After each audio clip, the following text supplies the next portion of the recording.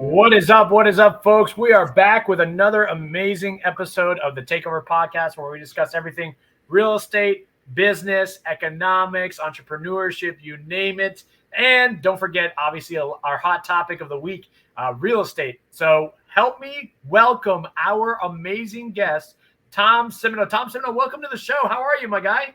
Hey, thanks a lot, Dan. I appreciate you having me on. Yeah, thanks for being here because I'm glad we're talking about this topic. A lot of folks lately are bringing up this whole recession topic, right? I know that a lot of people don't think we're already in one, but by definition, we have been in a recession. So people have a lot of questions in regards to short sales, foreclosures, and FSBOs, and you are the expert in that. Matter of fact, I know that you, like a week or two ago, you were like, hey, Dan, I've got 2 more FSBOs for you that I just converted. I'm putting up as listings this week. They're in Conway. So it's like, what a great guest to have on for this particular topic. So, Tom, tell us, kind of guide us through a few things. So first and foremost, I think what the people should understand is a big, hefty difference of what's the difference between a foreclosure and a short sale, right? Because a lot of agents, a lot of clients don't know what they're getting into when they're like, oh, I'll just go buy a foreclosure. They think it's just so easy peasy to be able to pull that off nowadays. So tell us, what is a foreclosure and what's the difference between foreclosures and short sales, if you can? Okay. Let's start with foreclosures. And a lot of people sometimes, when they say they want to go and buy a foreclosure, they don't quite understand that it's being sold by the bank. They're going to get a quick claim deed, and it's only going to be for whatever the bank physically owns of it. So there can be liens, there can be a bunch of other things that are going to transfer with this property that you can get stuck with. So you got to be careful with that stuff. Also, if you've got a lot of times foreclosures take quite a while. And if you have a property that's in foreclosure, until you actually have the sale date, the owner is still in control of that house. If they want to sell it, they can sell it. As long as they've collected enough money and pay off the bank. If they've got a house that they've got a $2,000 lien on and they're getting foreclosed on because they're not making, they got laid off on their jobs or there's some things like that, but the house might be worth $350,000. Well, you'd be crazy to let it go into foreclosure, but the bank's going to start that process because they want to get their $200,000 back. Mm-hmm. You can list that with an agent, you can sell it, and then at the closing, they'll pay off the foreclosure amount and whatever fees are due with that, and you can get the extra money. And that can go in your pocket. So if somebody starts a foreclosure on you, and you'll know that because they'll file a les pendens, you want to start looking at that real seriously. See, hey, do I have any equity in the house? Because through the foreclosure process, you can still sell it and you can get that equity out. Now, a short sale is different than that. This is where you go to the bank or the bank comes to you and says, look, we're going to foreclose. And you say, hey, look, I don't want that on my credit. Will you guys do a short sale? And it's usually you're upside down on the house. So if you're upside down on the house, and let's say you owe $350,000, but it's only worth $250,000. Okay. You're going to go to the bank and say, hey, look, I don't want to go through foreclosure. It's a big expense to you. It's a big expense to me. I don't want to have to go through that. So they all agree to a short sale. And what the bank is saying is, look, even though you owe us $300,000, we're going to settle it for the $250,000 that you're going to be able to collect at a closing. Okay. And this is after commissions and other things that happen. So during that foreclosure, during that short sale, it's kind of the same process. You'd list it with an agent. It goes up for sale. They're going to write a contract on it. Once you sign that contract, it goes to the bank. They're going to review it because even though you might have it listed for 250, the offer might be 240. So it's still up to the bank to say yes. If they do accept that, what they're saying is, we're going to write off all your debt. And you want to be careful that it does say that, because there was a time when the banks were doing this and they weren't writing off the remaining of debt. So they'd say, we're going to do your short sale. We're going to take you $240,000. And then when it's all said and done, they put a lien against you or they sue you for that remaining difference. So you do want to make sure in a short sale that it's covered in that. And one of the stipulations of a short sale is that the owner of the house, the mortgage holder, cannot profit from it. So if you do a short sale, you're not getting any money. So if they threaten foreclosure and you've got some equity in there, you're going to take the lead and you would say, hey, I'm going to go and I'm going to get this sold and I'm going to take my equity out. Because if it gets to short sale, you can't collect anything. So that's kind of the quick version of what the two are. So I like that. I like the way you explain that that the whole separation of everything, right? Because just because the foreclosure process has been started against an owner doesn't mean they're foreclosed on, right? And then that way Correct. they can still sell it if there's a profit. So if for some reason you're watching this or you're listening to this and you are in a situation where somebody has started a foreclosure against you, you need to reach out to either us or preferably an agent that's a really good agent that knows what they're doing, right? And Yes. that way we can get you out of the foreclosure process. I remember, it's funny too, because I know that Sean Romano once did that too, where he took somebody, I think it was like 2 or 3 years ago, they were in a situation, real tight situation, and they called him up for advice, and he got them out of the foreclosure, and he got them like 100 grand in their pocket. Yep. And it was something more affordable that they could do, which is something that I think needs to be told more often than not. A lot of people, they hit that panic button, right? And they freeze and they get tunnel vision. They don't know what to do. The first thing you got to do is call us or call a professional, right? Call a professional real estate agent or broker, depending on where you're at, to help get you out of that, because there could potentially, especially right now, there could be potentially profit on top. Secondly, if you are buying a foreclosure, you are buying it, like Tom said, from the bank. And then to summarize it with the short sale is an approved process through that bank that is started the foreclosure process, and everything has to be approved and go through them. And that specifically typically happens when the property is less than what it's worth, right? You're selling it. Yeah, you got to be upside down on it. You got to be upside down on it. So, Tom, tell us, tell us if on the buying side now, right? Because that's on the selling side. We've kind of summarized that pretty well, I think, in my opinion. But on the buying side, right?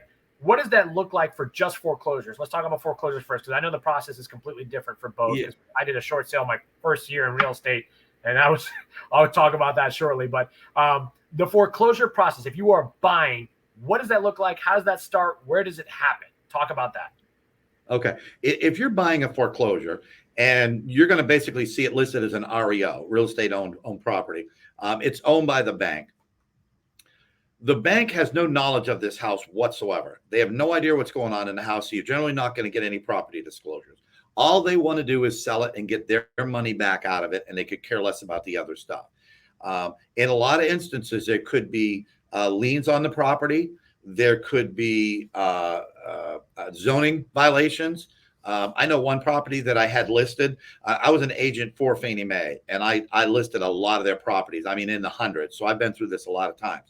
We had a property downtown on Anderson Street that had over $750,000 of liens on the property. And it was simply because they put some pavers in that they didn't permit. They didn't mow the lawn. They didn't take care of the fence out front. But because it went through the whole process of foreclosure, I mean, it was years before the bank actually got to the point where they had the sale of it. This went up to like $750,000. We were able to go in, talk to the city. And most of the time, most cities, all they really want to do is they want to correct the violation. So if you go in and correct the violation and say, look, here it is, it's all fixed. Will you give me a break? City said, yeah, no problem. They wrote it off. That's it. They really weren't in the market of collecting these. They just wanted to make sure it's taken care of. However, that being said, you have to be careful, because if you do find a property that is a foreclosure, and you've got to do the background check on it. You've got to look at the taxes. You got to look at the violation. What is owed on that property? It's not necessarily the bank's responsibility to do it. Title is going to protect you from some things, but keep in mind the title company is not responsible for liens from the city for like mowing the lawns and stuff like that. So you can get stuck with this stuff if you buy a foreclosure. You really need to know what you're doing. Also, some of the foreclosures, I mean, there's been instances where they'll foreclose on a house and there's still people living in it. Yeah. Okay. I've run into that before, where the people just refuse to leave in the bank. Like, look, we're not going to evict them. We're just going to sell it the way it is. So you're not going to have access to it. You're not going to go into it. And you're going to buy this house knowing you've got to evict people out of the house just to take possession of it. Yep. There's a couple of different ways. It can really, really get tricky. I would not recommend it for a novice to try this unless they know an awful lot about the property. And again, you want to seek out a real estate professional to help you with this stuff, because a lot of us guys know this stuff, and we're going to keep some of these things from happening and making you aware of it. That, hey, look, yeah, just because it sounds like a great deal, there's probably a reason it's a great deal. There's no saying that says, if it sounds too good to be true, it probably isn't. Well, they didn't make that up for no reason. That's exactly what it is. If it's too good to be true, it probably is. Well, it's funny you mentioned that because that's how Kristen and I actually ended up buying our house, right? Was because our condo, our landlord got foreclosed on. And that was a really unique situation. He was trying to get what's called a remodification. I mean, folks, what we're talking about here is we're just giving you the general premise of how foreclosures, short sales, and FSBOs work, right? Because we want you to understand that there are so many little details that go into this. Like, we can't cram this into this session. This would be like a week-long course if we really wanted it to be, or needed it to be, because that's the way it works. But the lease at least in Florida, I can't speak for other states, but in Florida, the lease carries with the land. So if a property gets foreclosed on, and there was an active lease, which there was with my property, right? We had just re-signed our lease, matter of fact. And then the landlord got foreclosed on. Well, guess what? Nobody can kick me out as long as I'm paying rent. And Tom's completely right in that fact that you don't know what you're getting into, right? So the bank took possession of our condo, but we were like, where do we send the payment? And the bank was like, hold on, let me get back to you, because we didn't realize that we just foreclosed on a property with the lease. Can you send us a copy? So we sent them a copy of the lease, and they were like, okay, how much do you want to get out? Because, as most people will know in our industry, there's a phrase called cash for keys, where they are literally giving people cash for the keys to that unit to say to get out. Now, unfortunately for the bank, that wasn't sufficient enough to get us out. So I said, no, we're just going to keep making our payments for rent. And eventually, like Tom said, they sold it out from under us. But the next owner had to deal with me again. And I was like, listen, I'm still paying rent here. And unfortunately, these are the circumstances of what we've fallen into, all of us together. But you're right. That's who it falls upon. And there's so many other little details that most folks don't, like Tom said, the novice investors should probably consult quite a few people and maybe JV on a deal before they go ahead and just dive into foreclosures and short sales. So, Tom, let's talk about on the buying side of a short sale. So we obviously know the bank is heavily involved. They have to have certain approvals, but let's talk about the documents and the timeline for a short sale on the buying side. Yeah, if you're buying a short sale, it's not going to happen quick. And one of the main reasons why it won't happen quick is you've got to present to a bank the contract. And somebody at the bank, there's a physical person there that's going to have to sign this agreement that says, hey, the bank's going to lose $50, $100, $200,000.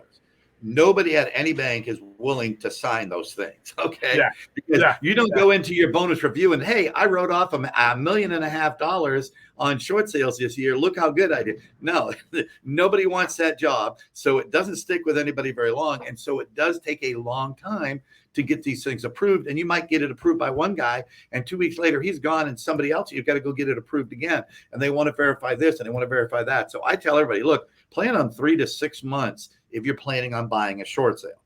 And again, depending on how the market's going, if the market's going up, that's great for you. But if it's going down, all of a sudden, this deal that sounded like a good deal 6 months ago, the bank says, yep, we're ready to go now. And you're like, holy crap, I'm overpaying for this property. So the biggest, I think, obstacle you have in the way of a short sale is that the bank could really delay it and take up a lot of your time and cut into your profits. Now, on the positive side, if there is a listing that does say it's a short sale, pretty much the seller, because they're not going to get a dime from it, are going to sign any offer. They don't care. They really don't care.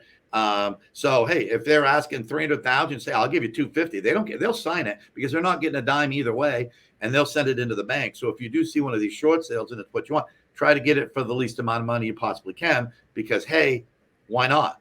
And I mean, sometimes that works in strategy. So that's a writer downer right there, because it's funny, when we went through the short sale, I didn't even think of that. We did lowball them by I think like 12 or 13%. But that's actually a really, really good tidbit, because you're right. I just realized that the seller has they have no stake in the game, no skin in the game when it comes to it. They'll just they just need to get out from under it. So yeah, I don't care what it is. Here you go, take it. It's fine. I'm not getting a dime either way. So. And what's crazy is that what Tom said is not just the person wanting to sign or not wanting to sign off on that loss for the bank. It's also how long that file sits on their desk for at the bank. Because some people, I'll tell you, when we went through that short sale with my client, my good friend, luckily they were patient enough, right? Because it took us 12 months to do it. And I will tell you that it sat on the bank's desk for some time, quite some time. And then even then they said we still want an extended closing to review everything very closely. So it did take us about 12 months for the whole process for the short sale in that regards. Now, one thing that I will say on the buying side, that you have to be very careful in those circumstances, because a lot could change in someone's life in 12 months or even in 6 months. That's why if you see most deals that we do on a regular basis in residential, they last between 20 and 50 days tops, right? And the reason is because interest rates are always changing. You still have your job, fortunately, for now, is what the bank is literally basing their lending practices on. So imagine having to duke it out and stick it out and continually turn in bank statements and payroll stubs and all these documents that the lender is going to require along the way while you're holding on for dear life. So if you're looking at that as your primary residence, I'd probably avoid looking at short sales. I'd probably avoid that at all costs. I'd probably avoid foreclosures. Leave that to the experienced folks. Or if you do want to take the risk, make sure you have a great agent on your side. I was going to say, yeah, the key to that is finding a good agent that's going to understand it. Somebody that's been in business for a while, somebody that's been through this before, and they can help guide you at least on your first couple of deals. After that, if you're going to go on your own, that's fine. But I would definitely get the protection to have an agent that understands this stuff. So, Tom, on the next subject, I know you're crunched for time. I know you got a meeting coming up, but let's talk about FSBOs, right? Tell us what's, a general overview, because I know you teach a class on this, but let's do a general overview of how you do this, because you do own the record for most for sale by owners converted to listings in our office, and I think you're one of the top ones in Central Florida in general. I think I would bank and bet to say that you're in the top 5 to 10 of all of Central Florida when it comes to listing for sale by owners. How do you do it? What's this whole thing look like? I know you're in there at the office all the time, early, late, and you're just making phone calls. I see you all the time. Like, how do you even start with this? Like, where did you start? How did you get this going? And how's your conversion rate so high with for sale by owners? Tell us a little bit about that on the agent side. The for sale by owner, I mean, that's a unique animal all in themselves. It's an individual that's like, a lot of times it's like, I don't want to pay any money to a real estate agent. That's kind of their bottom line. I mean, they've got all kinds of reasons and excuses, but the real bottom line is they don't want to pay money to a real estate agent. And so first you got to show them some value. And when I enter into talking with a for sale by owner, the last thing I talk about is listing their house. I come around and tell them, look, I'm not really interested in listing your house. That's not why I'm here. That's not why I'm calling. What I'm trying to do is become their friend. I want them to look at me as people say, look, this guy's my doctor. This guy's my lawyer. I want them to say, this guy here, he's my real estate agent. Okay. I want to be their friend in real estate that's going to help advise them. So I let them know, I said, look, you've only got one house for sale. Okay. But there's a pretty good chance you're going to have multiple people coming in that are looking to buy a house in this area. I let them know. I said, look, I'm willing to work with you. I'm willing to help you. I'll do advertising. I'll do marketing. I'll do all kinds of things for you, as long as you give me the names and the information about the people that don't want to buy your house. So it's a win-win for me. I can get 2 or 3 deals from never listing a for sale by owner just by helping them do it. But typically, a lot of the for sale by owners tend to overprice their homes, and they sit on the market for a long period of time.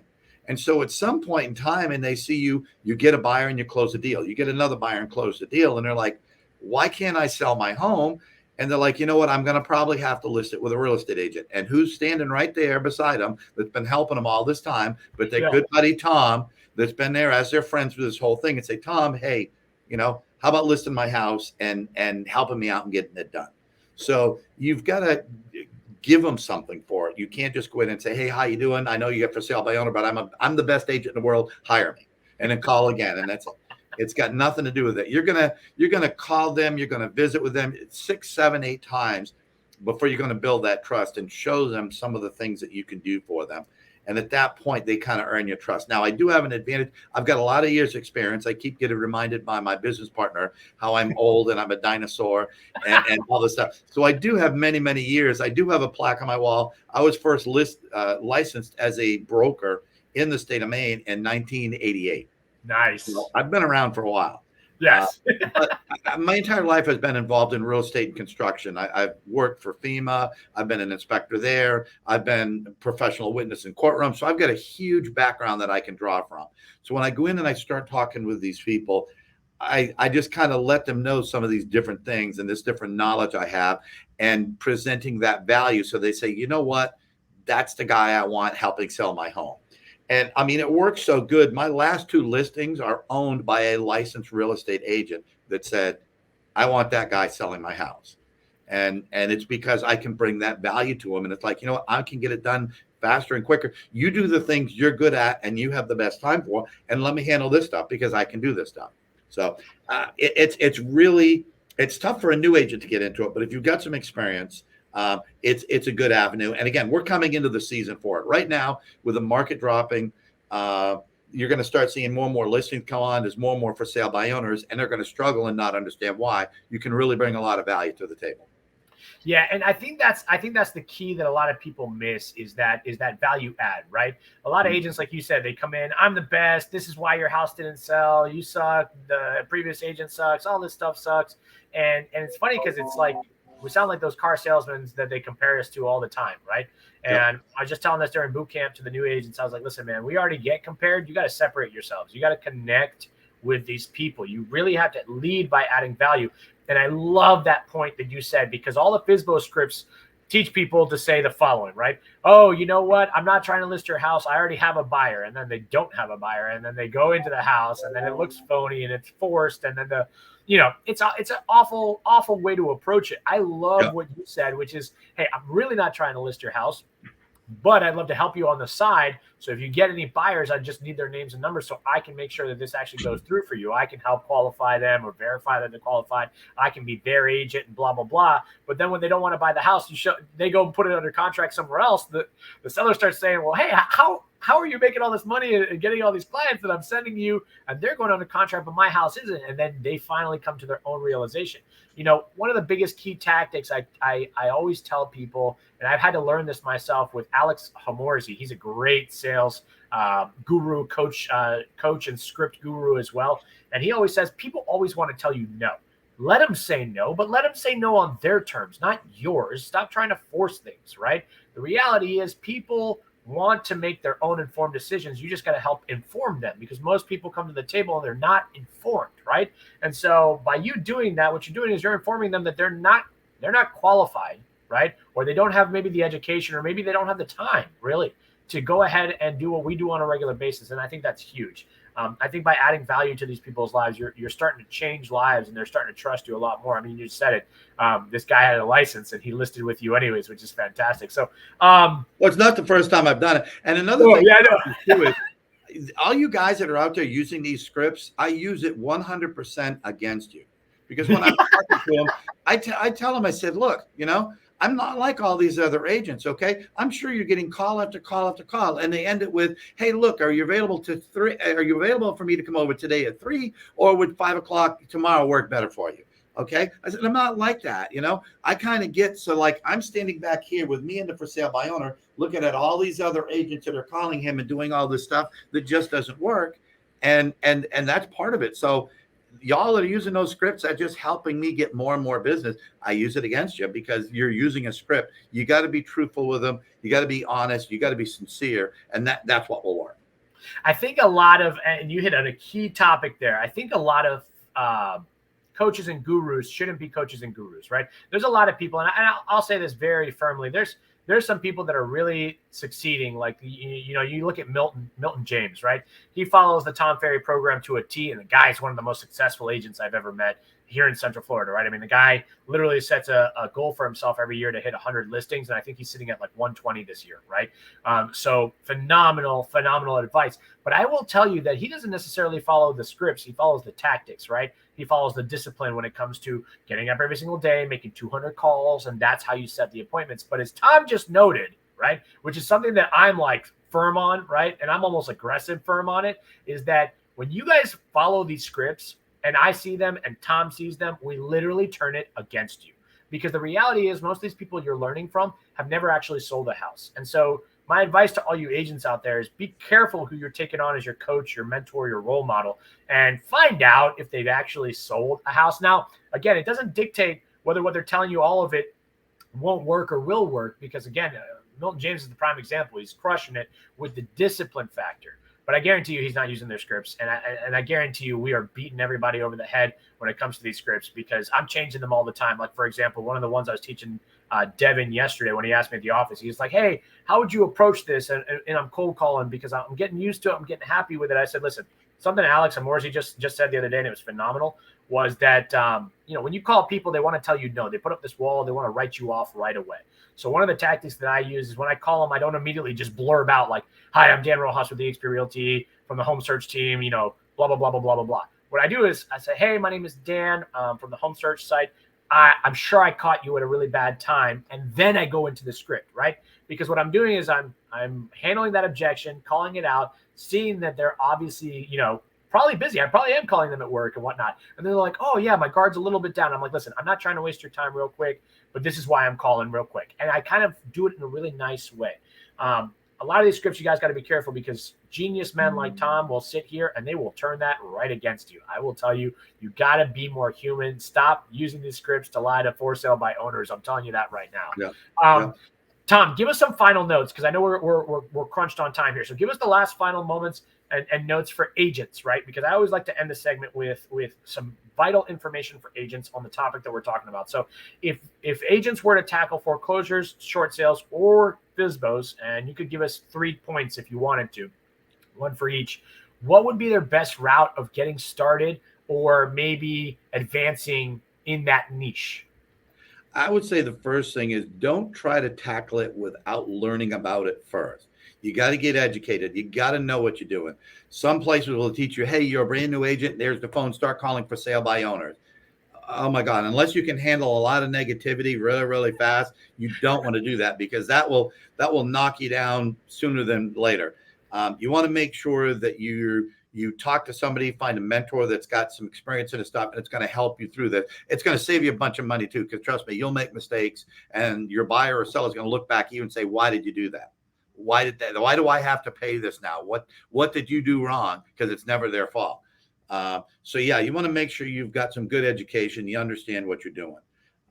Second thing is you've got to have the personality for it.